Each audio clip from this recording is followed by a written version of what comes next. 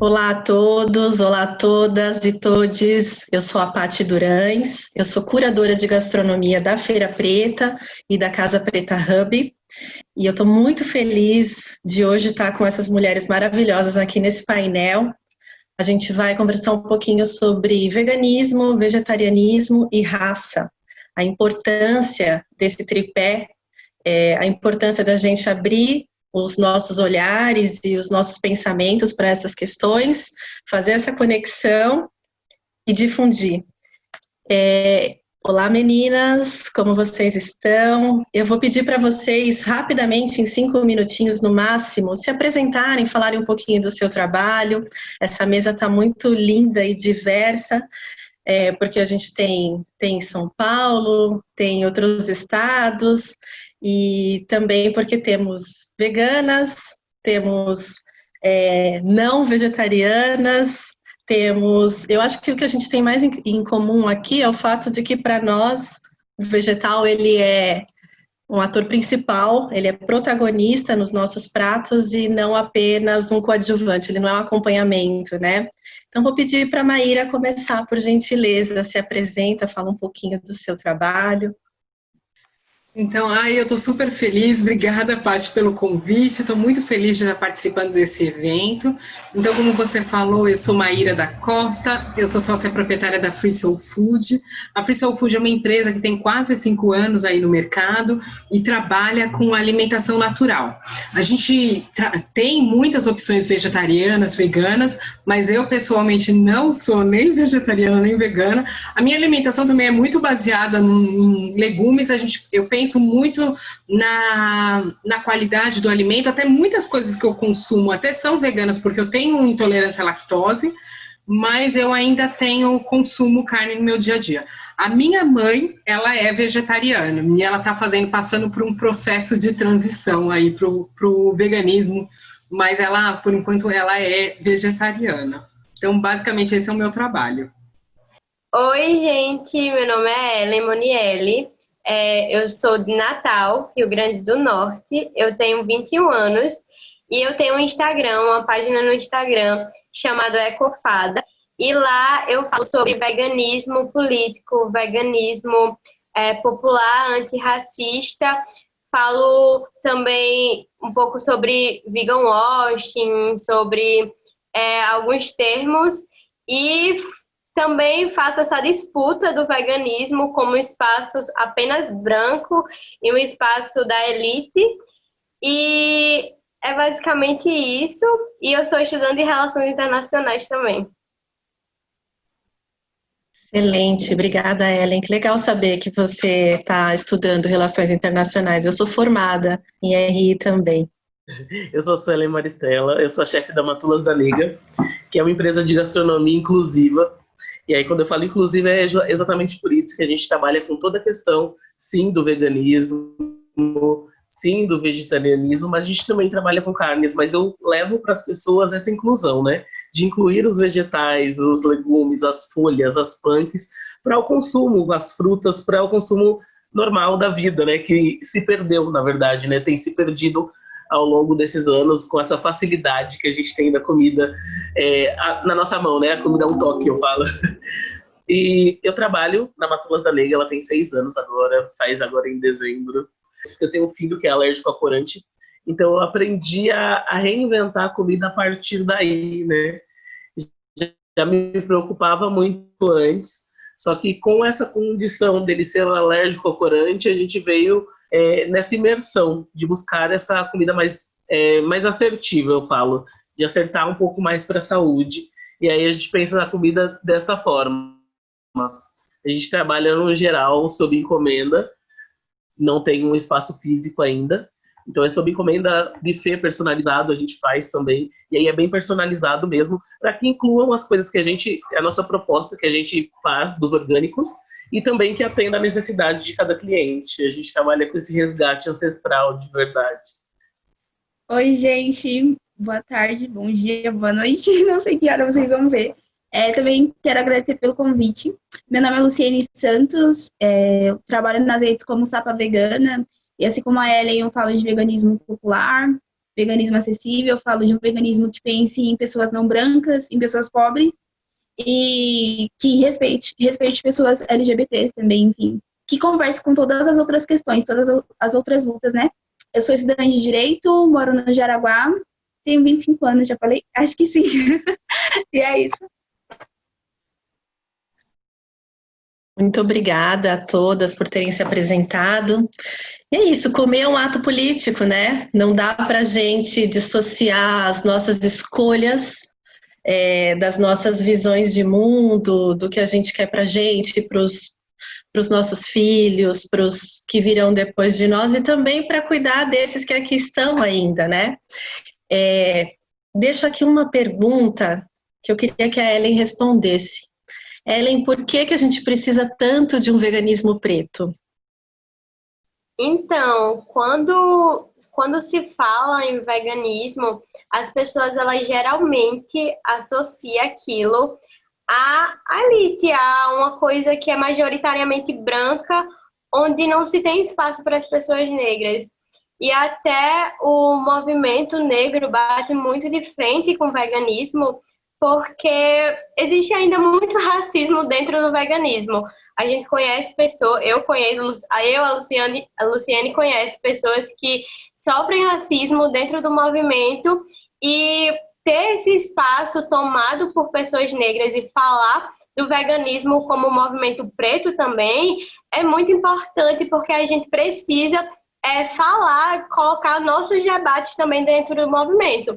E isso não é deixar os animais em segundo plano, como muita gente acha. A gente vai começar a falar sobre raça, a gente vai começar a falar sobre questões de classe, questões de pessoas LGBTs dentro do movimento, e a gente vai esquecer os animais. Não, não é isso. Quando a gente fala em pessoas pretas, a gente percebe que está acontecendo o nutricídio. Pessoas pretas elas estão morrendo pelo que elas põem na boca.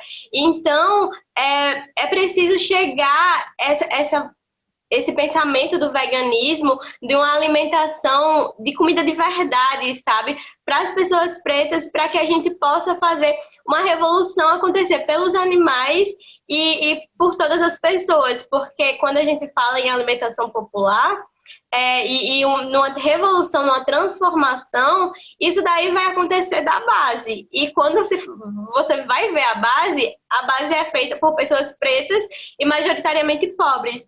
Então, a gente precisa levar essa discussão para essas pessoas. Então, lembrando que comer é um ato político e não tem como a gente dissociar uma coisa da outra. As nossas escolhas políticas, elas estão refletidas diretamente no nosso prato, no que a gente prepara para a gente comer e no que a gente prepara para as outras pessoas comerem. E lembrando também que esse movimento todo desse veganismo mais ativo e mais político, ele está aquecidíssimo nos Estados Unidos. Muitos artistas do cinema e também da música estão defendendo que toda a comunidade negra abra os seus olhos para o veganismo e para o vegetarianismo, lembrando que a nossa população ela é muito suscetível a doenças crônicas como diabetes e também hipertensão, e que uma alimentação baseada em plantas, ela derruba completamente a possibilidade dessas doenças se tornarem ainda mais fortes nos nossos corpos. E pensando nisso tudo, Luciene, te faço uma pergunta. Por onde começar para quem está nos assistindo e está querendo fazer essas transformações, primeiro para o vegetarianismo, depois para o veganismo? Quais são as suas dicas? Quais são os desafios de quem está nessa transição ou vai encontrar esses desafios quando começar a transição? Ajuda a gente, vai? A minha primeira dica é encontrar inspirações que estejam de acordo com a sua realidade. Por quê? Porque muita gente segue pessoas ricas, brancas ricas, e falam, mas o veganismo é impossível. Cara, você ganha um salário mínimo. Uma pessoa que não lava uma louça, que nunca trabalhou, nunca foi CLT, não vai te ensinar veganismo. Não adianta. Então, procure pessoas que vivam a sua realidade e aprenda com elas. Além disso, é importante você conhecer a sua região. Porque a minha alimentação vegana é muito diferente, por exemplo, da alimentação vegana da Ellen, porque nós moramos em regiões diferentes. Claro que algumas coisas são semelhantes, mas muitas outras possibilidades, a depender da região.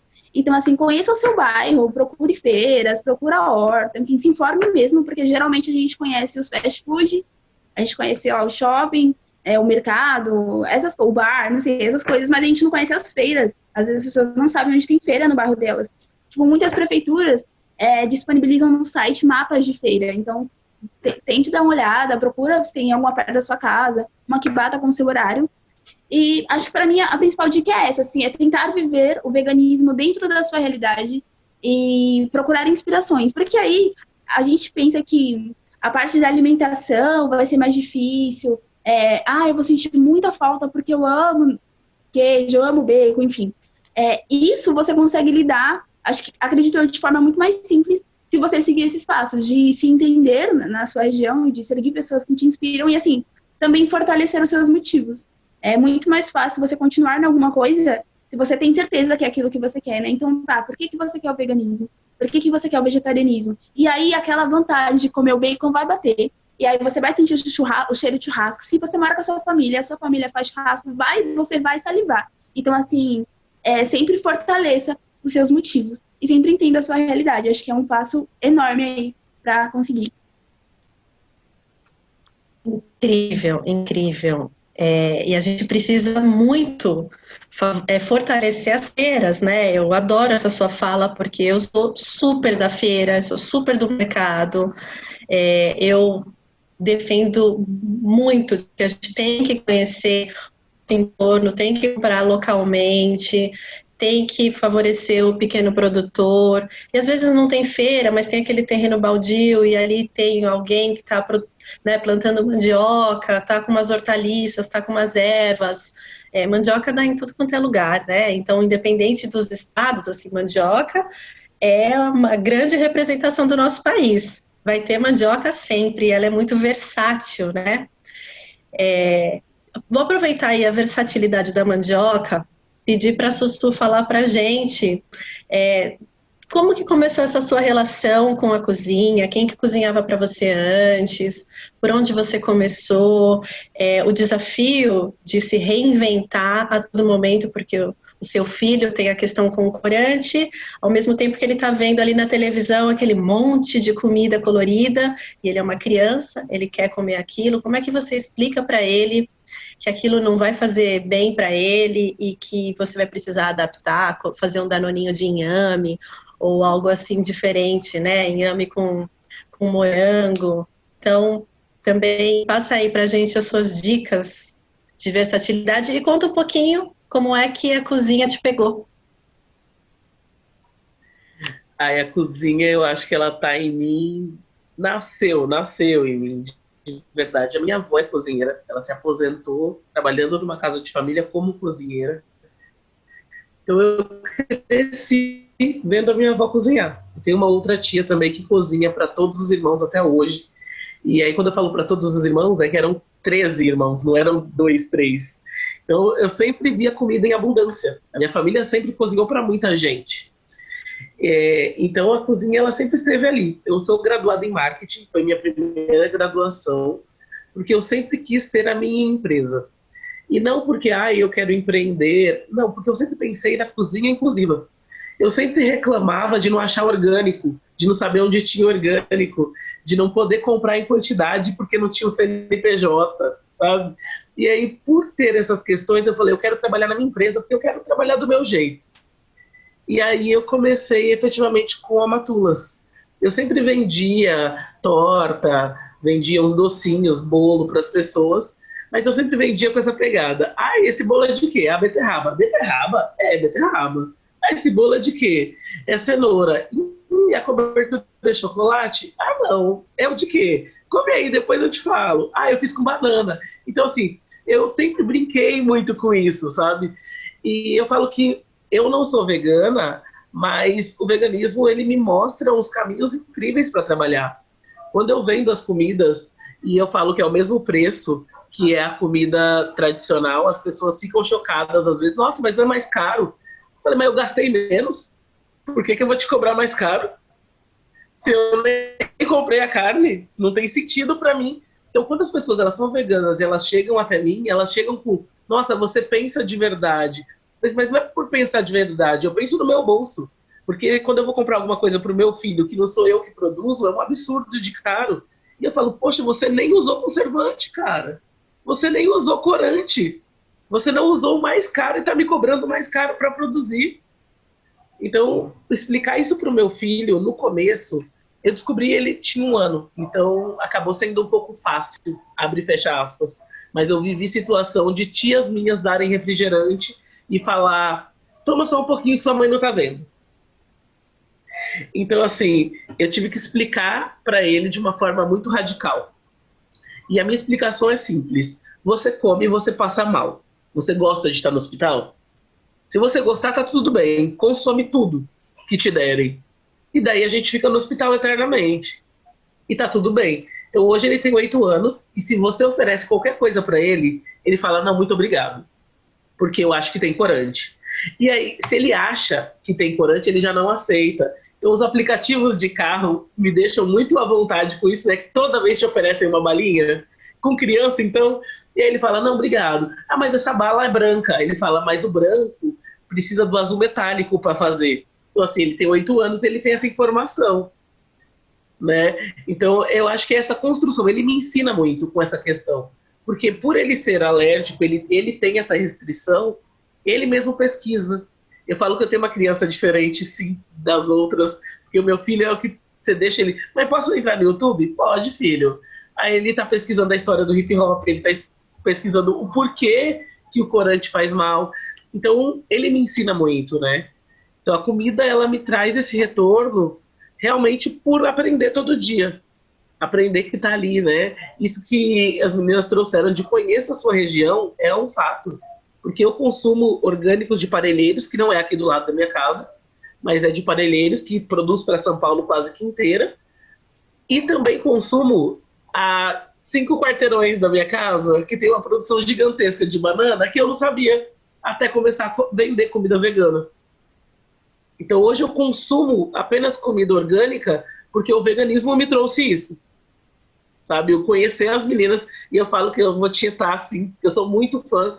E aí eu falo assim, gente, elas têm 21 anos, você tem noção do que é isso? Eu tô com 31, se com 21 eu tivesse metade da consciência que essas meninas têm hoje, o nosso mundo já estaria diferente. Porque aí são várias pessoas, né, de outras gerações vindo. Essa geração tá vindo para mostrar que dá certo. Seu filho tá vindo para fazer essa grande revolução, né? Tá na mão dele, do seu filho. Exatamente, meu olho brilha, assim, eu adoro ter um painel como esse. Eu tenho 40, vou fazer 45. Então, a gente, assim, a minha geração é muito carnívora, né? É muito carnívora. Para a minha geração, fazer a transição é muito difícil, porque a gente ainda vem daquele tempo onde os vegetais, eles eram um acompanhamento e um prato vegetariano não era pra gente, é coisa de rico. Aquele prato todo colorido, com, nossa, grão de bico. É um grão que na minha família, ele era inexistente. Eu vim aprender a comer grão de bico. Vocês já estão aí fazendo 1000 coisas com ele, né? E entre outros, chia, linhaça, não sabia o que era nada disso. Maíra, conta pra gente um pouquinho como é... Primeiro, por que sua mãe começou com esse cardápio todo vegetariano da Free Soul Food? A Maíra é uma mulher incrível, gente. Recomendo que vocês estejam com ela na primeira oportunidade. Fala um pouquinho do porquê que sua mãe, tão sabiamente, já construiu a empresa com esse direcionamento. Eu tenho uma provocação para você. Por que é que você ainda não é vegetariana ou vegana? O que te pega? Eu sei o que me pega, quero saber de você. Qual é o seu desafio, ainda que você tem, né? Uma super militante dentro de casa. Na verdade, é bem engraçado porque a minha mãe, eu estava ouvindo vocês falando dessa história de por que o vegetarianismo e a relação com a comida, e a minha mãe, quando ela tinha 14 anos, ela se descobriu diabética. Descobriram, ela passou muito mal, ficou doente, não sei o quê, e descobriram que ela era diabética. E a partir desse momento, ela desenvolveu uma relação toda diferente com a comida. Primeiro porque, se vocês estão falando que com 21 ou com 30, que é difícil, imagina ela que tem 63. Então, quando ela tinha 14 e se descobriu diabética, e a família dela teve que lidar com uma pessoa diabética, foi super complicado para minha avó e para toda a família. Então, foi uma mudança toda radical. E a minha mãe sempre foi uma pessoa muito chata para comer. Ela não come carne porque ela não gosta. Ela não gosta do sabor.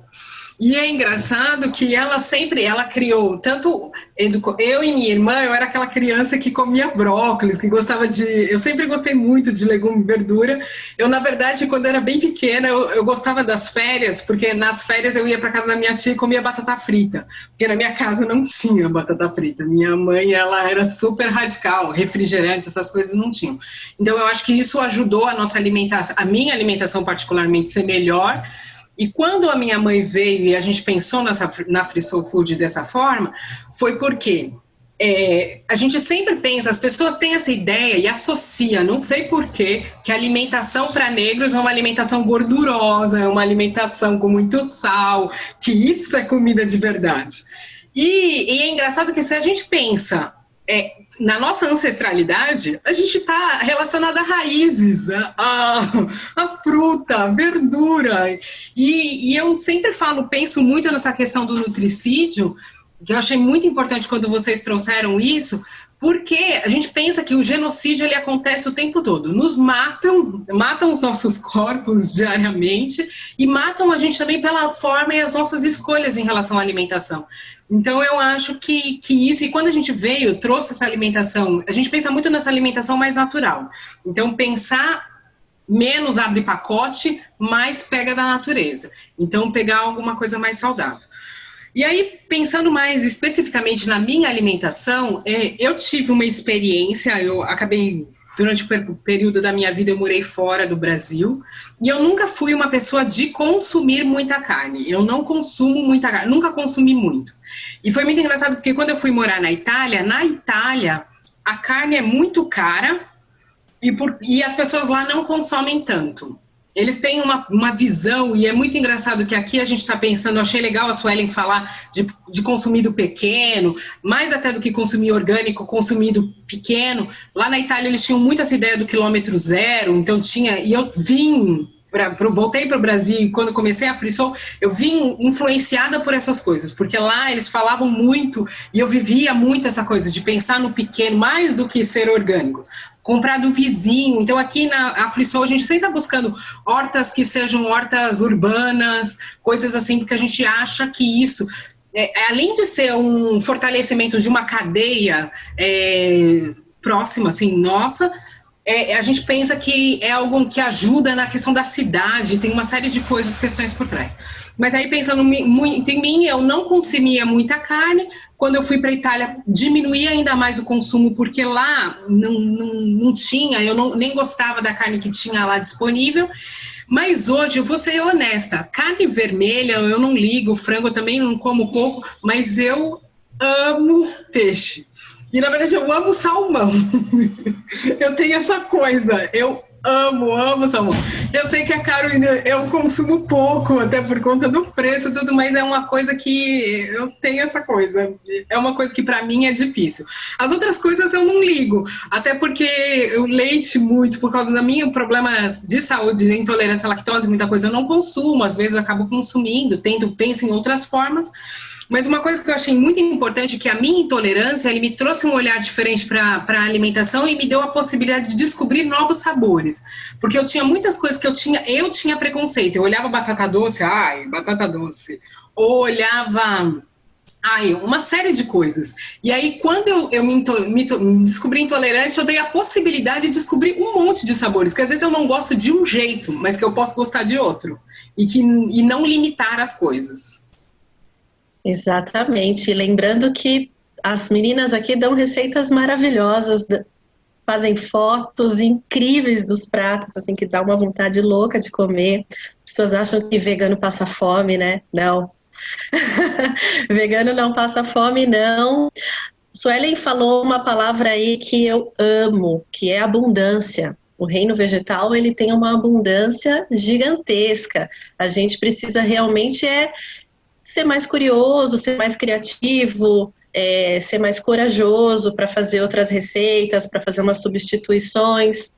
Você, Maíra, falou de desembalar menos, né? Eu também uso muito esse termo de desembalar menos e descascar mais. E tudo isso tem a ver com uma coisa que a Ellen fala bastante no Instagram dela, que é a interseccionalidade, né, Ellen? Que são essas mudanças estruturais que podem ser feitas a longo prazo. Explica um pouquinho para a gente o que é isso. Então, a interseccionalidade é um termo que agora está bastante presente dentro das discussões veganas.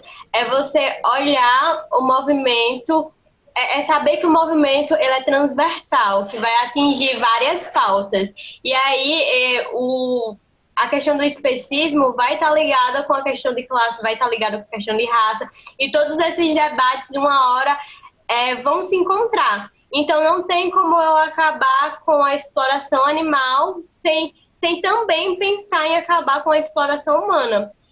A gente vai acabar com a exploração animal. Tá, acabamos aqui. E aí, o que vai acontecer? Os humanos ainda vão ser explorados. Então, ter uma visão mais ampla de todo o sistema, na verdade, que nos cerca e que a gente vive dentro dele. Obrigada, Ellen. Luciene, fala pra gente como é a composição ideal de um prato vegano. Estou trabalhando isso em mim também, mas, gente, o importante é aprender a diversificar, porque é o que você falou, são muitas possibilidades, né? Quando eu comia carne, quando eu não era vegana, eu comia arroz, feijão, mistura. Aí, às vezes, eu comia um brócolis, alface, enfim, eu sempre ficava muito doente, enfim.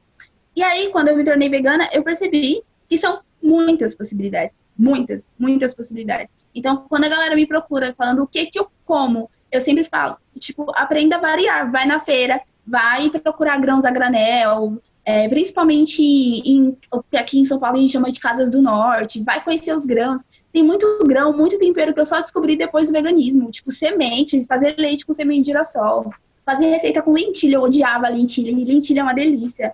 Então é isso, é sempre diversificar e deixar o prato colorido e muitos grãos e, ai gente, é maravilhoso, assim, é só se dar a oportunidade, porque às vezes a gente fica fechado. Como a Maíra falou, muita coisa eu também não comia, eu não gostava de berinjela, eu não gostava de couve manteiga, eu não gostava de couve, gente, eu não gostava de nada praticamente.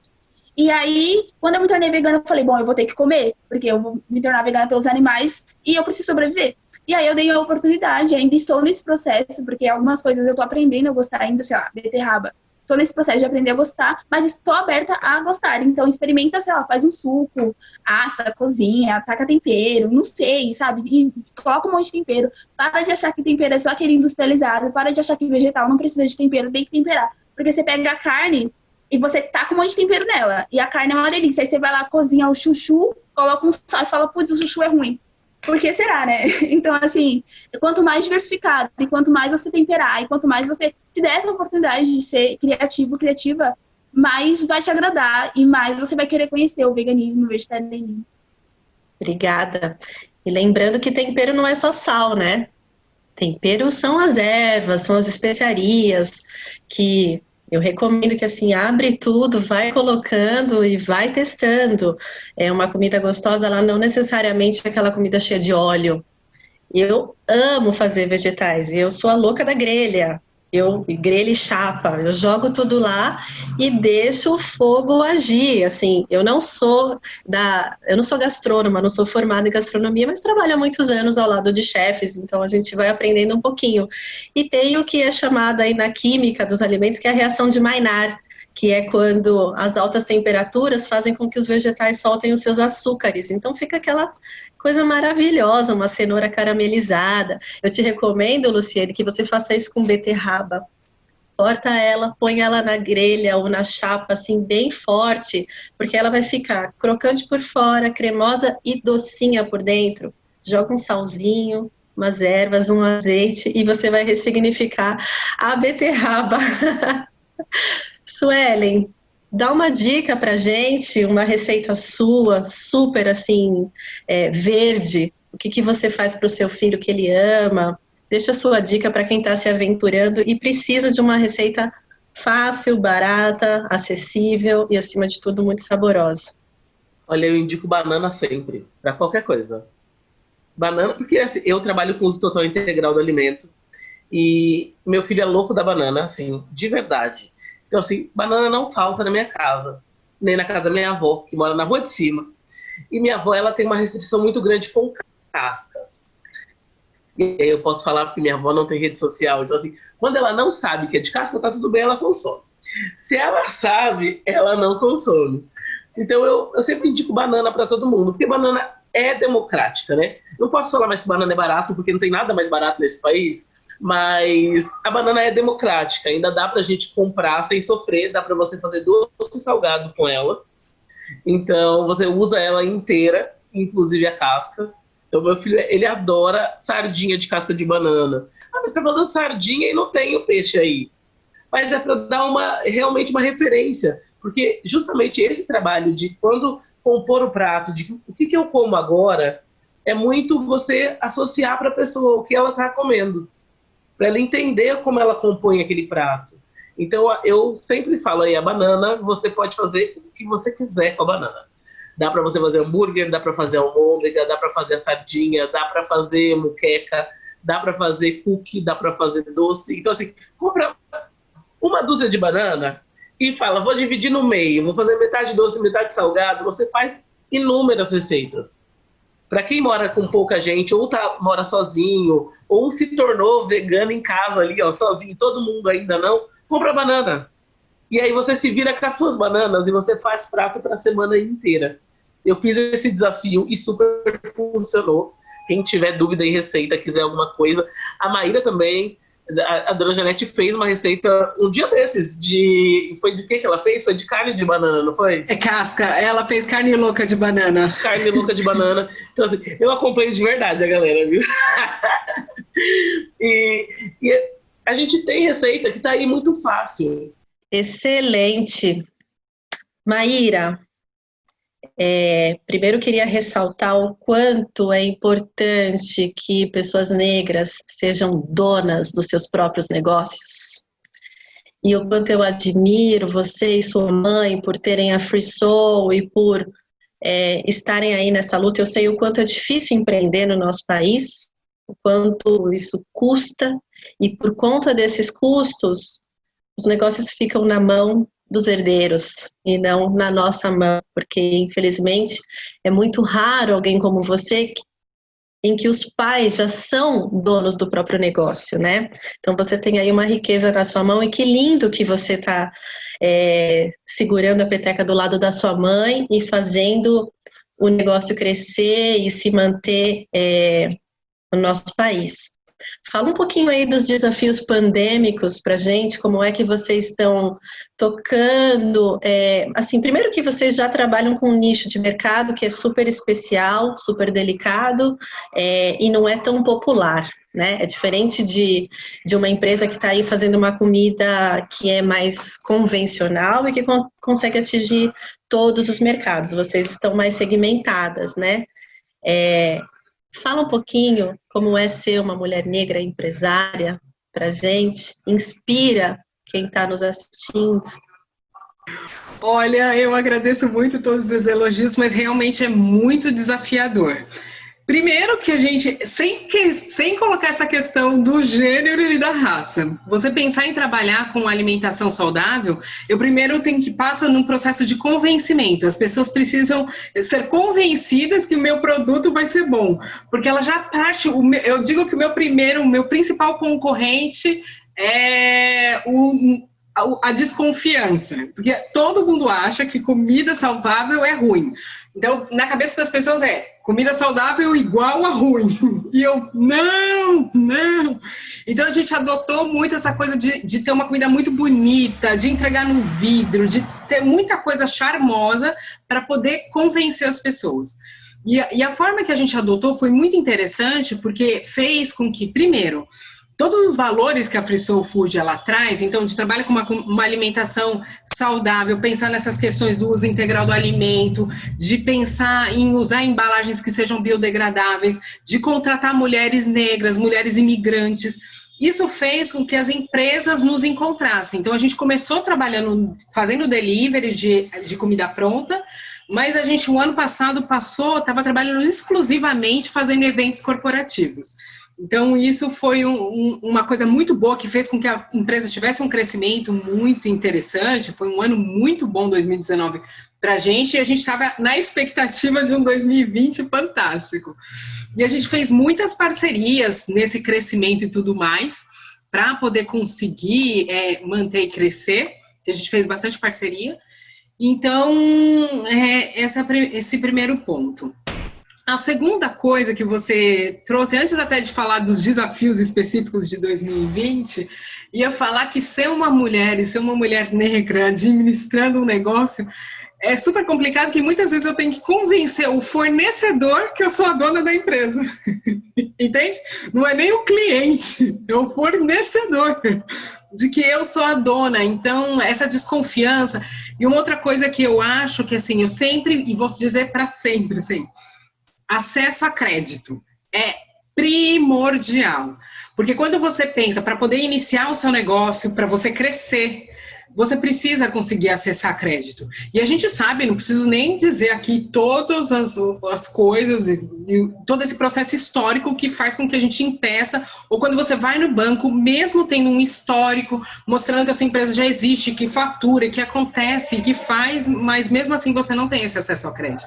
Então eu acho que é uma coisa que a gente precisa muito de ter redes de apoio que auxiliem nós a isso. Principalmente porque se você para e pensa, os números eles trazem, pesquisa da RME, de outros, a própria Feira Preta trouxe uma pesquisa dizendo que, acho que o ano passado, 50% dos novos negócios eram de mulheres e de mulheres negras. Então, nós estamos empreendendo e a gente precisa ser assessorada nesse sentido e conseguir acessar esses espaços, primeiro, para se manter, para crescer e para prosperar. Até porque a partir do momento que a gente cresce, melhor a gente estrutura e muda a nossa sociedade, a sociedade. Toda vez que uma mulher negra se move toda a sociedade. Então, eu acho isso importante. E em relação agora à pandemia, para a gente foi extremamente desafiador, porque, como eu disse, a gente estava trabalhando especificamente no segmento de catering corporativo. E isso...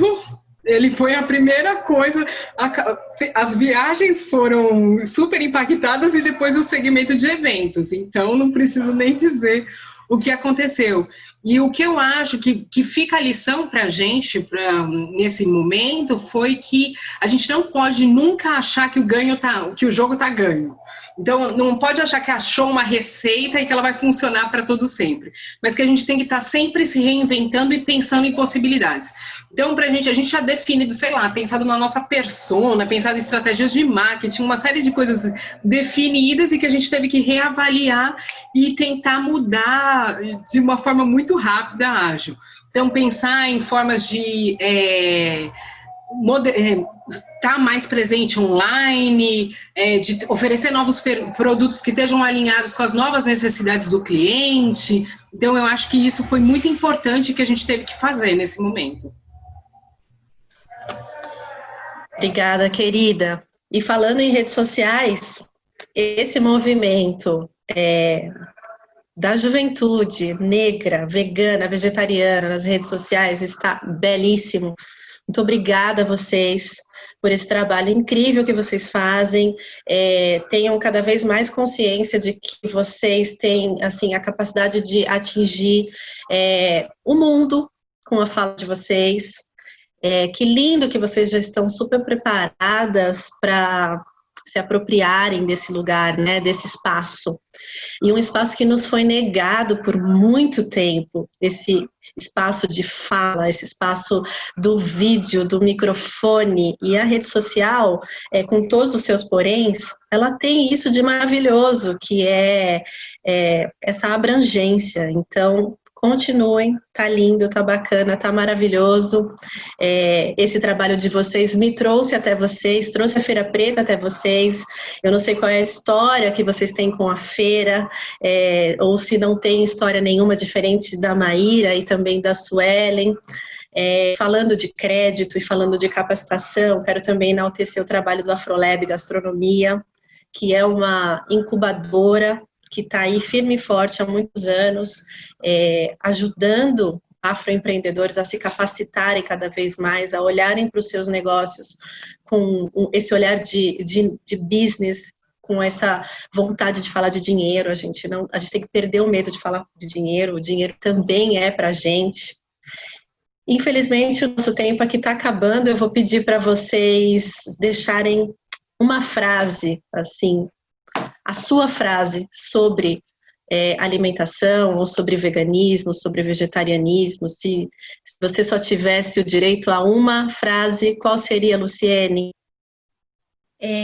As pessoas falam muito, as pessoas negras, né, falam bastante de eu não vou ser vegana, eu não vou ser vegetariana, porque no movimento vegano existem brancos racistas. E o que eu queria dizer é: não faça nada ou deixe de fazer alguma coisa porque pessoas são racistas. Pessoas são racistas em todos os lugares. E não deixe que isso te impeça de ocupar lugares, de impeça de cursar uma faculdade, de criar um negócio, de ocupar um espaço, de respeitar os animais, sua saúde. Não deixe que um branco racista te impeça. Muito poderoso isso. E você, Ellen, a sua frase? Meu Deus, muito difícil resumir tudo a uma frase só, né? Mas eu queria falar que uma frase que eu acho que muita gente já ouviu, mas é uma frase que eu sempre tento me lembrar todos os dias, assim, desde que eu comecei a falar sobre tudo que eu falo, é que comer é um ato político. E todas as nossas ações vão impactar e vão reverberar em questões sociais, nas questões econômicas, no meio ambiente. Então, quando você for escolher o que você vai colocar no seu prato, saiba de onde sua comida vem, saiba de onde aquele alimento está vindo e saiba também se aquilo foi tratado com amor, carinho e afeto, porque é muito importante. E é isso. Muito obrigada, Ellen. Suelen, você, o que você tem a dizer? A pessoa o quê? Chorando, né? Mas é de verdade, me emociona. Eu vou deixar aqui a frase que foi o nome que eu batizei as oficinas que eu dou, que é o poder do AG1. E AG1 é comer em comunidade e vai muito ao encontro disso que a Ellen trouxe agora, sabe? Entenda de onde vem a sua comida, sabe? Entenda de onde vem a sua comida. E aí a gente não está levantando bandeiras, a gente só está te falando, tenha consciência.